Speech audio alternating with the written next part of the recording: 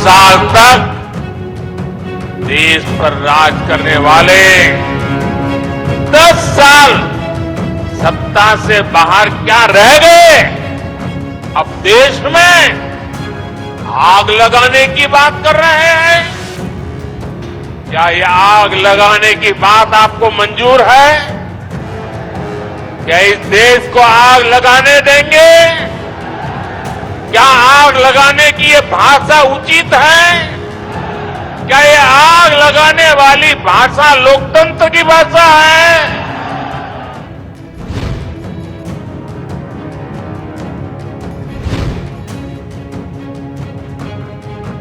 भाइयों बहनों, आज कोई दुश्मन हमारी ओर आंख उठाकर देखने की हिम्मत नहीं करता है। मेरा मानना है कि यही मोदी जी की गारंटी है कि आज का नया भारत पुनः विश्व गुरु के साथ साथ विश्व शक्ति बनने के मार्ग पर भी तेजी से आगे बढ़ रहा है। मोदी, मोदी, मोदी, मोदी, मोदी, मोदी, मोदी, मोदी। ऐसे लोगों को सजा करोगे, पक्की सजा करोगे, चुन चुन करके साफ कर दो। इस बार इनको मैदान में मत रहने दो भाइयों।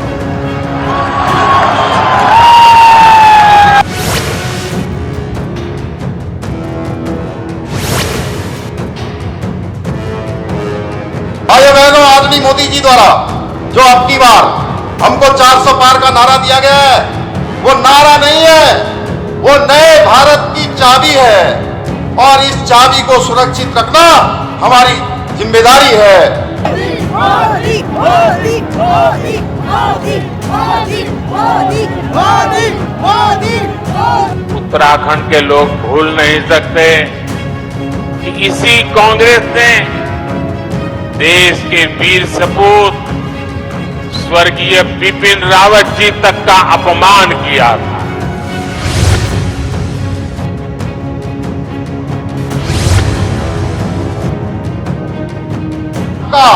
जो उत्तराखंड से लगाव है वो किसी से छिपा हुआ नहीं है।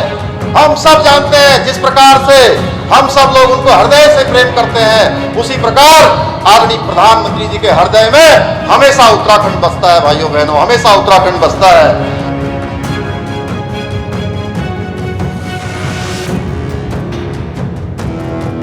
भ्रष्टाचार हर गरीब का हक छीनता है, हर मध्यम वर्ग का हक छीनता है, और मैं गरीब का हक, मध्यम वर्ग का हक किसी को भी छीनने नहीं दूंगा। ये मोदी की गारंटी है।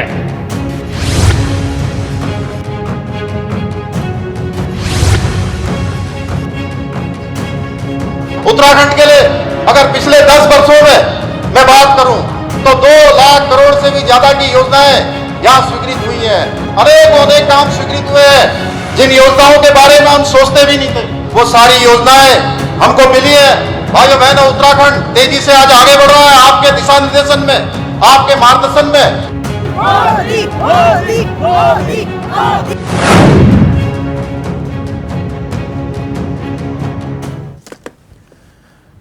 तो देवभूमि में पीएम मोदी, प्रधानमंत्री नरेंद्र मोदी उत्तराखंड के रुद्रपुर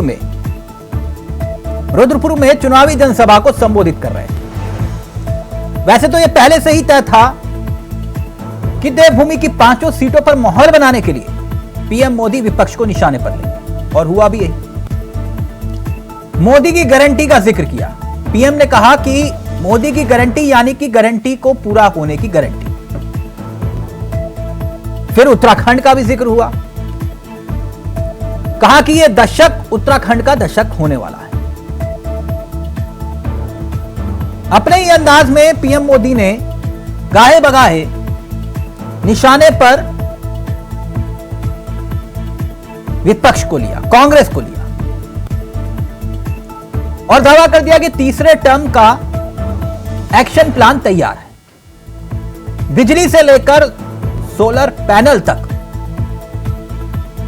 कहा कि उत्तराखंड में योजनाओं की बौछार होगी। मगर विपक्ष ने भी लगे हाथ निशाना साध दिया पीएम के भाषण पर। कहा कि भाषण देने से काम नहीं चलेगा, उत्तराखंड के विकास के लिए आपने क्या किया उसकी नजीर पेश करिए, यानी कि रिपोर्ट कार्ड।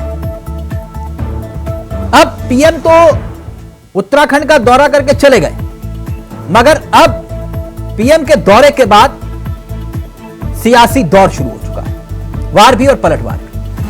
आज इसी मुद्दे पर चर्चा करेंगे। हमारे साथ जुड़ेंगे मेहमान और समझेंगे कि आखिरकार सियासत का यह संदेश कहता क्या है और क्या पीएम का प्रहार सीधे तौर पर देवभूमि में माहौल बना पाएगा। बीजेपी जिक्र कर रही है कि गजब की जोड़ी है, धामी भी है और मोदी भी है। एक बार फिर से जीत की हैट्रिक बीजेपी उत्तराखंड में लगाएगी। तो चलिए सीधा रुख करेंगे अपने मेहमानों की तरफ और समझेंगे कि आखिरकार पीएम के दौरे से क्या कुछ लाभ होगा बीजेपी को। हमारे साथ तीन मेहमान आपकी स्क्रीन पर है। हमारे साथ बीजेपी की तरफ से रविंद्र वाल्मीकि जी इस कार्यक्रम का हिस्सा हैं, बीजेपी के चेहरे हैं। सूर्यकांत धस्माना जी हमारे साथ इस कार्यक्रम का हिस्सा हैं, कांग्रेस के अनुभवी चेहरे हैं। और साथ ही साथ गजेंद्र रावत हमारे साथ हैं, वरिष्ठ पत्रकार हैं, उत्तराखंड की सियासत को बहुत करीब से और बहुत लंबे अरसे से जानते हैं। आप सभी का बहुत बहुत स्वागत है। सबसे पहले रविंद्र जी आपसे इस चर्चा की शुरुआत करेंगे। तो ठीक रहा मोदी जी का कार्यक्रम? देखिए चावला जी, उत्तराखंड से माननीय प्रधानमंत्री का विशेष रूप से कहीं ना कहीं अटैचमेंट है। उनका हृदय जो है कहीं ना कहीं उत्तराखंड की वादियों में, हाँ। देवभूमि उत्तराखंड में, हाँ। यहाँ के संस्कृति और संस्कार में बसता है, रचता है। इसलिए सदैव से आप देखेंगे एक लंबे समय से, यानी कुल मिलाकर माहौल बन गया। माहौल तो पहले से था, लेकिन माननीय मोदी जी के आने से हाँ। 5 लाख प्रत्येक हमारा सांसद हाँ। जीत के इन 5 पुष्पों को माननीय मोदी जी की माला में फिट करके यहां से भेजेगा, जहां उनका स्वागत एक बार फिर मई में या जून में जब भी शपथ लेंगे उनकी माला में सजा के उत्तराखंड की जनता। अच्छा, यानी जीत की हैट्रिक आप ये कह रहे हैं कि 5 लोकसभा सीटों पर एक बार फिर से हैट्रिक और 5 लाख हैट्रिक तो तय थी चावला जी। मैं कह रहा हूँ 5 लाख के भारी अंतर से हम चुनाव जीत के जाएंगे। अच्छा, 5 लाख ये कुछ ज्यादा नहीं हो रहा रविंद्र जी? 5 लाख नहीं ज्यादा नहीं, आप देख लेना चावला जी। अच्छा, मतलब ये तय है? तय है ये इतना कॉन्फिडेंस आता कहां से है? ये कॉन्फिडेंस हमारा नहीं आता, ये जो आप पब्लिक का मीटर देखें जो हाँ। उनका। अच्छा रविंद्र जी, फिर मैं धस्माना जी के पास जाऊं। एक बात समझना चाह रहा था, आपने कहा कि मोदी जी का लगाव है और उत्तराखंड से उनके जो पहचान है वो अलग मिजाज से रहती है। मैं पीएम मोदी जी का पूरा भाषण सुना, कहीं पलायन का जिक्र नहीं किया। ये तो एक बहुत बड़ी समस्या है ना उत्तराखंड की। नहीं, क्यों नहीं किया? उन्होंने कहा है पलायन में कमी आई है। अच्छा, बेरोजगारी का भी फिर जिक्र किया होगा? नहीं, बिल्कुल बेरोजगारी में भी रिकॉर्ड तोड़ जो बेरोजगारी है उत्तराखंड में, बिल्कुल बेरोजगारी में कमी आई है, ये देखिए। अच्छा, बेरोजगारी में भी कमी आ गई? बिल्कुल कमी आई। और ये पेपर लीक वाले कांड का भी जिक्र करना चाहिए था, किया? डाटा है। नहीं, मैं वो पेपर लीक वाला, पेपर लीक पर कुछ नहीं बोले हो। नहीं, पेपर लीक पे तो देखिए ना, माननीय धामी जी ने जिस प्रकार से सख्त एक्शन लिया है, ये एक नजीर है। आपके पड़ोस के हिमाचल में जहां इन्हीं के विधायक ने अभी राणा, मैं नाम पूरा नहीं जान रहा, राणा जी ने कहा था कि पेपर लीक हुए थे, 1 साल से ऊपर सुक्खू सरकार वहां वापस पेपर नहीं करा पाई। अच्छा, तो ये पेपर लीक वाले पर आपने कहा, लेकिन हाकिम सिंह का हाकिम कौन है ये नहीं पता चला सर आज तक। नहीं, जितने हाकिम थे सारे सब जेल में है, सब कानून की छतरी के नीचे आ चुके हैं, उनके ऊपर सख्त कार्रवाई हो रही है। हाँ, ठीक। आपने कहा कि पलायन का भी जिक्र किया, बेरोजगारी का भी जिक्र किया और पेपर लीक मामले का भी जिक्र हुआ। हो सकता है सर मेरे को सुनने में गलती होगी, तो इसके लिए मैं माफी चाहूंगा आपसे। जिक्र नहीं कह रहा, देखिए माननीय प्रधानमंत्री जी ने एक मिनट जरा मैं धस्माना जी को ले आऊं चर्चा में। धस्माना जी ये कह रहे हैं कि भाई माहौल पक्का और 5 लाख वाला जो मसला है वो फिक्स है हमारा, कि 5 लाख हर लोकसभा सीट से मार्जिन जीत का रहेगा, माहौल बन गया कह रहे हैं। तिलक भाई देखिए, मैं समझता हूं कि पूरे देश में 400 की गिनती पार के भी इनका आंकड़ा बना हुआ है। देश में किन किन सीटों पर कितने वोटों से ये जीतेंगे वो भी इनको सब पता है। ऐसे ही थोड़ी लोग ईवीएम के बारे में बात करते हैं। आज देश के अंदर जो हालात हैं, प्रदेश के अंदर जो हालात हैं, हमने आज प्रधानमंत्री जी के आने से पहले ही सुबह सुबह मैंने 5 प्रश्न उत्तराखंड की जनता की ओर से माननीय प्रधानमंत्री जी के सेवा में छोड़े थे। हमने पूछा था, अंकिता भंडारी हमारे पहाड़ की बहनों की अस्मिता का प्रतीक बन चुकी, उसकी हत्या हुई। सारे लोग जानते हैं, पूरा देश जानता है किस कारण से हत्या हुई। हम जानना चाहते थे कि प्रधानमंत्री जी इतनी बार उत्तराखंड से इतना लगाव उनका है, वो संदेश खाली के बारे में इतना रुदन करते हैं, वो देश में अलग अलग जगहों पर और विशेष तौर पे विपक्षी पार्टियों के द्वारा जो रूल स्टेट थे, वहां कोई घटना हो जाती है किसी महिला के खिलाफ तो उसकी कितनी पीड़ा होती है। लेकिन उत्तराखंड जिससे माननीय प्रधानमंत्री जी का इतना लगाव है, अंकिता भंडारी के बारे में 2 शब्द उनके मुंह से आज तक नहीं निकले। कौन वीवीआईपी था? अरे भाई, हम नहीं पूछ रहे हैं, ये सवाल अंकिता भंडारी की मां पूछ रही है, उसके पिताजी पूछ रहे हैं, उसका परिवार पूछ रहा है कि कौन वो वीवीआईपी था। उसके बारे में कोई सवाल जवाब नहीं।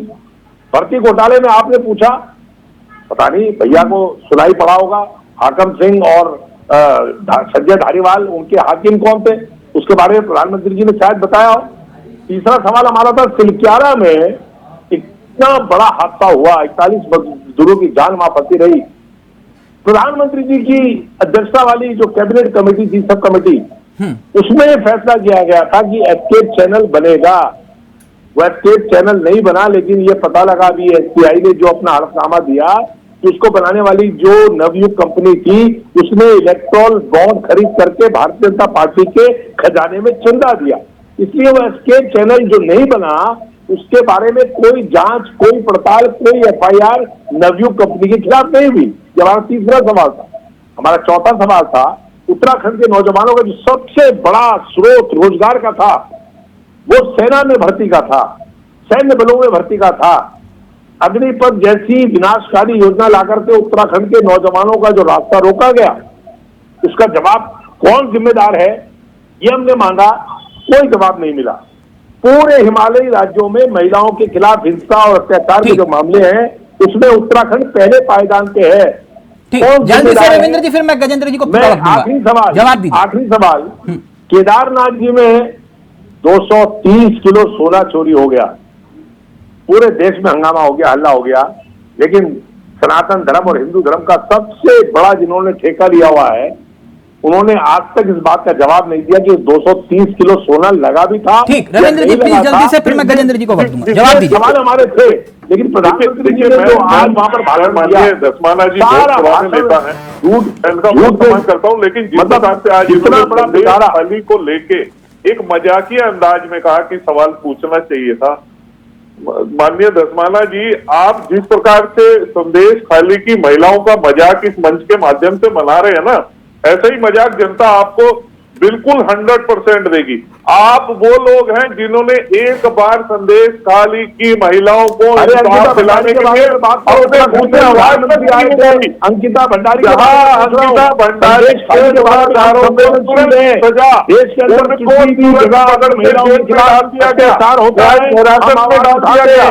आपके पूछ रहा हूँ, विपक्ष कह रहा हूँ, प्रधानमंत्री जी जिस प्रकार से जांच को लेकर अलग अलग राज्यों में विपक्षी पार्टी कोई बात होती है, कोर्ट में कहा था जिस प्रकार से उत्तराखंड की हमारी बहन गजेंद्र जी रहेंगे अब। गजेंद्र जी एक मिनट, एक रविंद्र जी, बेटी चाहे मणिपुर की हो, बेटी चाहे उत्तराखंड की हो, बेटी चाहे पश्चिम बंगाल की हो, ठीक, वो बेटी देश की बेटी है ना। हमें राज्यों से अस्मिता को नहीं जोड़ना चाहिए, ये मेरा नजरिया। बाकी आप लोगों, अब सियासत अपनी जगह। गजेंद्र जी एक बात बताइए, ये पीएम मोदी और उत्तराखंड से लगाव, और बीजेपी कह रही है कि भैया एक तरफ धामी और दूसरी तरफ मोदी, 5 लाख का टारगेट हमारा फिक्स। क्या लगता है इतना आसान हो पाएगा उत्तराखंड जैसे राज्य में, जहां पर वोटों का जीत और हार का मार्जिन, हमने देखा है विधानसभा में 4-4 वोट से भी विधायक जीते और आ रहे हैं। मेरा मानना है कि किसी की हार जीत कितने वोट से होगी तो वहां का मतदाता तय करेगा। लेकिन ये जो भाजपा के प्रवक्ता यहाँ बैठे हुए हैं और जो कह रहे थे कि 5 फूलों की माला मोदी जी को डालने वाले हैं, तो इनसे पूछिए जरा आप कि भारत सरकार में मंत्री थे अजय भट्ट, अभी भी हैं वर्तमान में, और अजय भट्ट से पहले जो अजय टम्टा है वो भी भारत सरकार में, मोदी सरकार में मंत्री हैं। वो मंत्री रहे तो ये दोनों लोग मंत्री रहे जिन सीटों पर आज मोदी जी ने कैंपेन करा। मैं चुनौती के साथ कह सकता हूं कि ये जो भाजपा के प्रवक्ता हमारे भाई बैठे हैं, इनसे ये पूछ लीजिए कि 5 काम अजय भट्ट के और 5 अजय टम्टा के आप बता दीजिए। इनके पास बताने के लिए नहीं हो सकता है। क्यों? क्योंकि जिस प्रकार से अंकिता भंडारी के मामले को लेकर जितनी सतही बात ये कर रहे थे, जिस प्रकार से आपने कहा कि बेरोजगारी के बारे में मोदी ने क्या बोला, और ये हमारे सामने सफेद झूठ बोल रहे थे, भर्ती घोटाले को लेकर ये प्रवक्ता जी यहाँ पर सफेद झूठ बोल रहे हैं, और जितनी बातें इन्होंने बोली इतनी सतही बात है। मुझे लगता है कि अभी इनकी उम्र तैयारी करने की, अच्छी तरह से तैयारी करके आना चाहिए, क्योंकि इनकी बात को भी लोग सुन रहे होंगे। भारतीय जनता पार्टी के जिन लोगों ने इनको यहाँ भेजा है, थोड़ा गंभीरता से बात आपको करनी चाहिए, क्योंकि फाइनली आपने जवाब भी देना वहां जाकर कि आपने कहा क्या है। ये बातें इसलिए आनी जरूरी है कि आज प्रधानमंत्री का जो भाषण था, उस भाषण में वो बात हमने कभी देखी नहीं। हमने 2014 का उनका भाषण सुना, हमने 2016 में उनका भाषण सुना, और हमने 2022 के चुनाव में सुना, आज भी हमने उनका भाषण सुना। उनके भाषण में मुझे लगता है कि जिस सरकार की, जिस पार्टी की 10 साल से सरकार है, वो कह रहे हैं कि विपक्ष के ऊपर हमला कर रहे हैं, विपक्ष ने ऐसा कर दिया, ऐसा कर दिया, वो दागियों को टिकट दे रहे हैं, फलाना कर रहे हैं। तो अगर ये सब इस देश में चल रहा है तो सारी एजेंसियां आपकी हैं, ईडी आपकी, सीबीआई आपकी, सब कुछ आपका। तो आखिरकार उन दागी लोगों को आप जेल क्यों नहीं डाल रहे हैं? जिन लोगों को टिकट देने की प्रधानमंत्री इतने बड़े मंच से भाषण दे रहे थे, उन्होंने कहा, तो ये बातें आनी चाहिए सामने। और उनके भाषण में कहीं भी आत्मविश्वास नहीं था, हमें वो बिल्कुल वो बात नहीं दिखाई थी जिस बात के लिए एक समय तक लोग इंतजार करते थे कि मोदी जी का भाषण होगा। आपको उत्तराखंड की जनता को तय करना है कौन जीतेगा कौन हारेगा, लेकिन जिस तरह से जो विपक्ष और सत्ता पक्ष दोनों आमने सामने हैं, और एक तरफ ये दावा किया जाता है कि भाई जो कांग्रेस ने अपने प्रत्याशी उतारे हैं वो सीधे तौर पर वॉक ओवर दे रही है, क्या ऐसा ही है क्या? और इस कॉन्फिडेंस के पीछे एक वजह ये भी है, मैं बता रहा हूं उसका कारण। उसका कारण यह है कि आधे प्रत्याशी को तो भाजपा अपने यहां ले गई। आप गंगोत्री के जो 5 बार से जिनको टिकट दिया था, विजय पासवान, उनको भाजपा अपने यहां ले गई। बगल में उनके यमुनोत्री के विधायक थे केदार सिंह रावत, भाजपा उनको अपने यहाँ ले गई। जो बद्रीनाथ के विधायक थे उनको अपने यहाँ ले गई। जो केदारनाथ की विधायक थी शैला रानी, उनको यहाँ अपने यहाँ ले गई। तो जो आपने माहौल बना रखा है, आप कह रहे हैं कि आपसे प्रभावित होकर लोग आ रहे हैं, और जो चुने हुए विधायक वो चले जा रहे हैं, कहीं इनकम टैक्स वाला जा रहा है, कहीं सीबीआई वाला जा रहा है, कहीं ईडी वाला जा रहा है, ये सरेआम दिखाई दे रहा है। और हमने तो जिस दौर में कभी सुनते थे ना कि भाई 1977 में आज वो लगी थी, आपातकाल लगा था, और उस दौर में भी इस प्रकार की बातें थी। उस समय तो हम मुश्किल से 1 आध साल के रहेंगे। वाकई माहौल जो बीजेपी दावा करिए कि कमजोर विपक्ष दिखाई दे रहा है, जो प्रत्याशी के रूप में खास तौर पर बड़े चेहरों ने लड़ने से मना कर दिया, इसलिए जो है हमारी जीत तय है। आप किसी भी अखबार में उठा के देख लीजिए, आज भारतीय जनता पार्टी के 5 प्रत्याशी हैं, एक भी प्रत्याशी ये नहीं कह रहा मुझे वोट दीजिए, एक भी नहीं कह रहा कि मैंने 5 साल में ये किया, 10 साल में किया, 12 साल में किया, एक भी कुछ काम नहीं बता रहा है। वो कह रहे मोदी जी के नाम पे वोट दीजिए। बड़े बड़े अखबारों में छपा हुआ माला राज्य लक्ष्मी शाह का बयान छपा हुआ है, अजय टम्टा का छपा, अजय भट्ट का छपा हुआ है, A to Z जितने इनके जो चुनाव लड़ रहे हैं, ये अपनी कोई बात नहीं कर रहे हैं, ये अपनी जिम्मेदारी से भी भाग रहे हैं, और ये कह रहे हैं कि आप जो वोट देंगे मोदी जी को देंगे। अगर मोदी जी को वोट देंगे तो आप कहीं खिलाओगे? ये कॉन्फिडेंस के पीछे इनकी वजह क्या है? एक आप कह रहे हो कि भैया ईवीएम फिक्स है, तो ईवीएम सर पंजाब में भी तो फिर फिक्स कर सकते थे, ये वहां क्यों नहीं फिक्स कर पाए? दिल्ली में कर सकते थे। ईवीएम को लेकर इस देश में जो पहला सवाल उठाया वो उठाए लाल कृष्ण आडवाणी जी ने। ठीक, उसके बाद इनके जो जीवीएल नरसिंह मेरा विषय दूसरा है, ये कह रहे हैं कि भाई उसके ऊपर ईवीएम के ऊपर बहुत मोटी किताब लिखी इनके प्रवक्ता ने, इनको जरूर पूछना चाहिए। हाँ, एक बात धस्माना जी ये कह रहे हैं कि भाई आपने ऐसे चुन चुनकर प्रत्याशी उतारे जिससे पता चलता है कि आप लोग वॉक ओवर देने जा रहे हो, इसी वजह से कह रहे हैं हमारा कॉन्फिडेंस बढ़ा हुआ है। टिहरी से जो हमारे प्रत्याशी है जोत सिंह गुरजुला, 2 बार विधायक रहे मसूरी के, नगर पालिका के कई बार अध्यक्ष रहे जी, और सीनियर लीडर हैं, और पूरी शिद्दत के साथ चुनाव लड़ रहे हैं। उनका पूरा कैंपेन पूरे प्लान तरीके से चल रहा है, जनता से वोट मांग रहे हैं, अपने काम पे भी मांग रहे हैं, पार्टी के लिए भी मांग रहे हैं। गणेश गोदियाल जो हमारे पौड़ी से लोकसभा के प्रत्याशी हैं, जिस प्रकार का उनका अभियान चल रहा है, जिस प्रकार से गांव गांव से लोग आकर के उनका समर्थन कर रहे हैं, जिस प्रकार से पहाड़ के लोगों ने तय कर लिया है कि हमारा जो प्रत्याशी गणेश गोदियाल, हमारा पहाड़ का रहवासी, उसके बारे में जिस प्रकार की भावना और जिस प्रकार का झुकाव पूरे पौड़ी में है। और आपने नामांकन के दिन अगर देखा हो, पूरी केंद्र सरकार की ताकत, पूरी राज्य सरकार की ताकत, पूरी भारतीय जनता पार्टी की ताकत, उससे ज्यादा नामांकन में संख्या गणेश गोदियाल की थी। पूरी ताकत से चुनाव लड़ रहे हैं। हमारे हरीश रावत जी जिस प्रकार से हरिद्वार में कैंपेन कर रहे हैं, वीरेंद्र रावत के लिए पूरी पार्टी कैंपेन कर रही है, युवा हमारे प्रत्याशी हैं, लेकिन कहीं भी कैंपेन में चाहे अल्मोड़ा हो, चाहे देखिए प्रत्याशी कमजोर मजबूत अलग हो सकता है, हाँ। लेकिन पार्टी पूरी ताकत से चुनाव लड़ रही है। निश्चित तौर पे गजेंद्र भाई ने जो कहा, हमारे कई साथी गए, माननीय प्रदीप टमटा का विरोध खुलकर हुआ मंच पर, नहीं वीरेंद्र रावत का विरोध खुलकर हुआ हरिद्वार में, हुआ ना सर? आप ही के चेहरों ने विरोध किया। आपको मालूम है गलजवाड़ी में कितना भयंकर विरोध हुआ रानी का,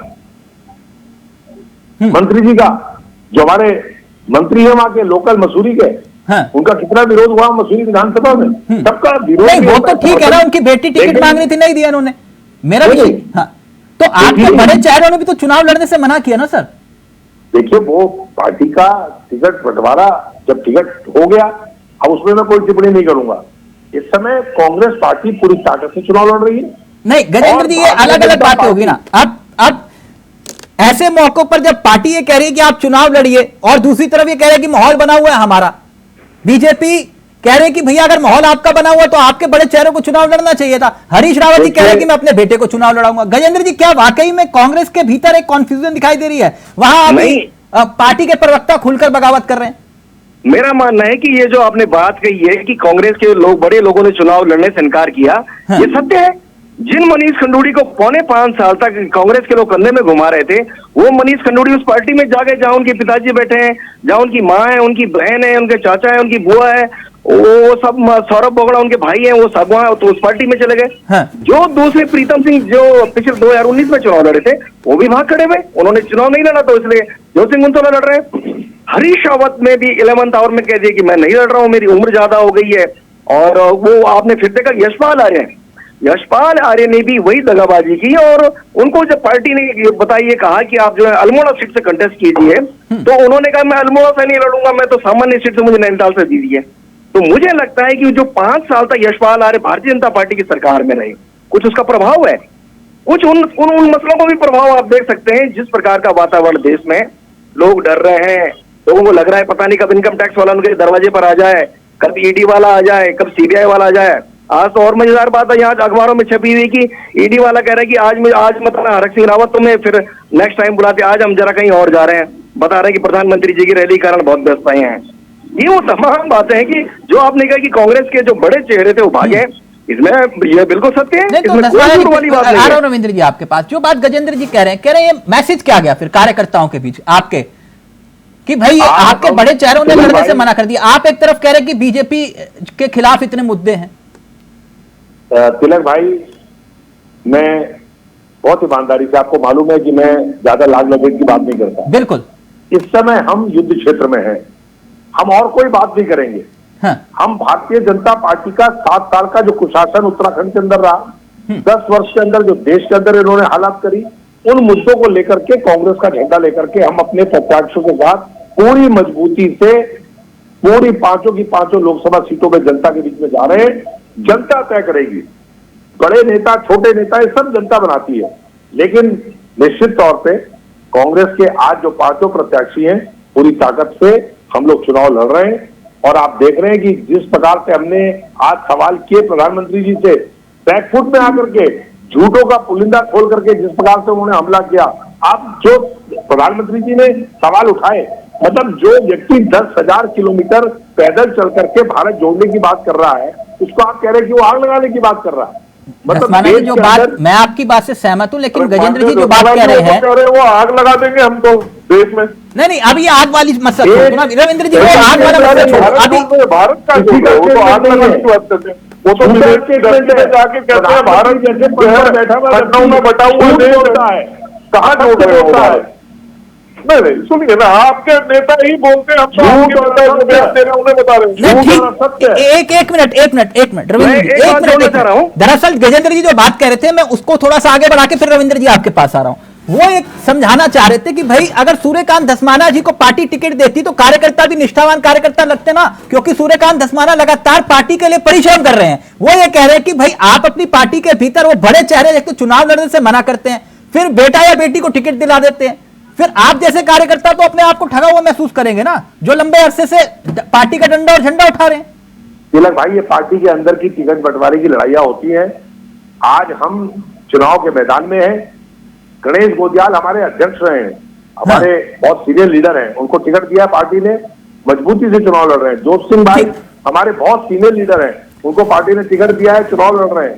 प्रदीप चंटा हमारे सांसद रहे, लोकसभा के भी, राज्यसभा के विधायक भी रहे हैं। ठीक, हम उनका सब लोगों को ताकत से चुनाव लड़ा रहे हैं। ठीक, इसलिए अब वो लड़ाई हमारी खत्म है। ठीक, रविंद्र जी आप मुझे एक बात बताइए, आप ये कह रहे हैं कि माहौल बन गया, लेकिन चावला जी एक छोटी सी बात जोड़ना चाह रहा हूँ। हाँ बिल्कुल गजेंद्र जी, जल्दी से फिर रविंद्र जी को। आप इन रविंद्र जी से ये जरूर पूछिएगा कि जो कल तक जो है कांग्रेस पार्टी के मनीष खंडूड़ी थे, उन मनीष खंडूड़ी ने उस पूरी 14 विधानसभाओं वाली लोकसभा पौड़ी के भीतर एक अंकिता भंडारी स्वाभिमान यात्रा निकाली और उन्होंने पुष्कर सिंह धामी पर, उनकी सरकार के ऊपर बहुत गंभीर सवाल लगाए। उनके वीडियोस अभी भी सोशल मीडिया में पड़े हुए हैं। उन मनीष खंडूड़ी के, उन अंकिता भंडारी को लेकर जो सवाल हैं, क्या वो भारतीय जनता पार्टी आज मनीष खंडूड़ी को उस एंगल पे एक्सेप्ट करती है? और उनके जो लगाए हुए गंभीर आरोप हैं, उनका उनके पास क्या जवाब है? रविंद्र जी एक इसमें थोड़ा सा और एंगल जोड़ दीजिएगा। वो सुनने में आया कि वो पुराने वाले वापस आ रहे हैं, वो कुंडी खटखटा रहे हैं, आप लोग खोल नहीं रहे हो। देखिए, जिस प्रकार से कांग्रेस के अंदर भगदड़ है और कांग्रेस को छोड़ छोड़ के लोग भाग रहे हैं, ये इनकी अपनी पार्टी के अंदर जिस प्रकार से लोगों को दिख रहा है कि कोई भविष्य नहीं बचा है। इनके नेता लगातार अनगन बयान में दे के जो लोकप्रिय इनके अच्छे नेता हैं उनको भी विचारों को बोलने ना बोलने को मजबूर कर देते हैं। मैं उनकी बात नहीं कर रहा जिनकी पत्नी पर आपने कहा था भ्रष्टाचारी है, मैं उनकी बात नहीं कर रहा हूँ रविंद्र जी। मैं दूसरी मैं चावला जी 10 सेकंड मैं गजेंद्र रावत जी का भी जवाब दूंगा। मुझे लगता है इनके आगे वरिष्ठ पत्रकार की जगह इंडी प्रवक्ता लगाते तो ज्यादा बढ़िया रहता है। वो छोड़िए ना, किसके आगे क्या लगाते सवाल आप लोगों के साथ। रविंद्र जी देखिए, सवाल उससे पूछा जाता है, आप पत्रकारिता पर सवाल मत उठाइए कि भाई आपने सवाल किया। अगर लोकप्रिय नेता नहीं होनी चाहिए ऐसे दलालों को अगर आज यहाँ बुलाएंगे मिस्टर चावला, तो आप आइंदे से इस बात को ध्यान रखिएगा। इस प्रकार के जो लोग जो फलाना प्रवक्ता हमें बोलेंगे तो हम इनका इलाज करना था, हम ऐसी बातों को बर्दाश्त नहीं कर सकते। एक मिनट, आपको मैं नहीं मानता इतना बड़ा पत्रकार हो, आप पता नहीं कहाँ के पत्रकार हो, मुझे भी नहीं पता। आप मुझे ना सिखाए, मुझे आईने में गए अच्छे ढंग से तब आपको समझ में आ जाएगा। रविंद्र जी एक मिनट, रविंद्र जी आप सर्टिफिकेट मत बांटिए कि वो पत्रकार है या नहीं है, एक मिनट रुकिए ना। आप चैनल पर आप इंडी प्रवक्ता अगर लगा लेंगे तो मान्यवर बहुत अच्छा होगा। रविंद्र जी एक मिनट, रविंद्र जी मुद्दे से क्यों भटक गए? देखिए वो कितने गंभीर आरोप लगाए, इनके पास नहीं है सवाल का जवाब, इनके पास जवाब नहीं है कि आज गढ़वाल रेजिमेंट कुमाऊं रेजिमेंट में भर्ती होने वाले नौजवान, उनके फ्यूचर का क्या होगा? इनको आपने अग्निवीर धकेल दिया है। एक मिनट रविंद्र जी प्लीज, जो पत्रकार है वो सत्ता से सवाल करेगा। ठीक सर, आप सर्टिफिकेट मत बांटिए कौन पत्रकार है या नहीं है, जनता को तय कर दीजिए। अगर आपको सवाल पसंद नहीं आया तो ये बोल दीजिए कि मुझे सवाल नहीं पसंद आया। नहीं वो मेरे पे निजी ना करे ना। नहीं आपको कोई निजी हमला नहीं हो रहा। रविंद्र जी अच्छा चलते चलते इतना बता दीजिए, एक मिनट निजी बात कर सर, एक उत्तर दे दीजिए। निजी हमला कोई नहीं कर रहा, एक मिनट रुकिए सर। ये जो आपकी इतनी महत्वाकांक्षी योजना है अग्निवीर योजना, इसके बारे में देश के प्रधानमंत्री ने कोई मार्गदर्शन नहीं किया उत्तराखंड में, क्यों? देखिए ये जो है विपक्ष का बनाया हुआ एक भरम जाल है जो लगातार नहीं ये तो सारे झूठ बोल रहे हैं, मैं आपकी बात कर रहा हूँ। अग्निवीर योजना का जिक्र क्यों नहीं किया? बनाने का काम कर रहा है, इसको देश ने पसंद किया, युवाओं ने पसंद किया। और सर अग्निवीर योजना का जिक्र क्यों नहीं किया? नहीं योजना का जिक्र करके देखना, योजना लागू है, योजना पे काम हो रहा है, बच्चे अच्छा, आपकी उपलब्धि आप बताओगे भी नहीं कि हमारी उपलब्धि है? हमारी उपलब्धि है, हम कह रहे हैं ना। हाँ, तो उत्तराखंड के युवाओं को बताना चाहिए था ना सर कि हमारी उपलब्धि है अग्निवीर योजना। उत्तराखंड के लिए नहीं है ना, ये तो तिलक भाई पूरे देश भर के लिए। अच्छा, मुझे लगा कि उत्तराखंड सैनिक बहुल इलाका है तो इस वजह से आप लोग बताओगे। आपने कहा कि नहीं, ये पूरे देश के लिए। हम सैनिकों का सम्मान करते हैं, इनकी तरह नहीं है कि जो है माननीय विपिन रावत जी सर, वो सम्मान करते हैं। सुबह 4 बजे बच्चे जो हैं सड़कों पर दौड़ लगाते, जरा उनसे पूछ लीजिए सर। विपिन रावत जी के नेतृत्व में जो थैंक यू। वक्त इजाजत नहीं दे रहा, खड़ा कर रहे थे, वक्त इजाजत नहीं दे रहा। बहुत बहुत शुक्रिया आप सभी का, दसवाना जी आपका भी, रविंद्र जी आपका भी, और गजेंद्र जी आपका भी बहुत बहुत शुक्रिया। तो क्या पीएम का प्रहार देवभूमि में दहाड़ क्या वाकई में जिताएगा एक बार फिर से 5 सीटों पर बीजेपी को? इंतजार करिए, अभी पिक्चर बाकी है। नमस्कार, जय हिंद, जय भारत, जय उत्तराखंड।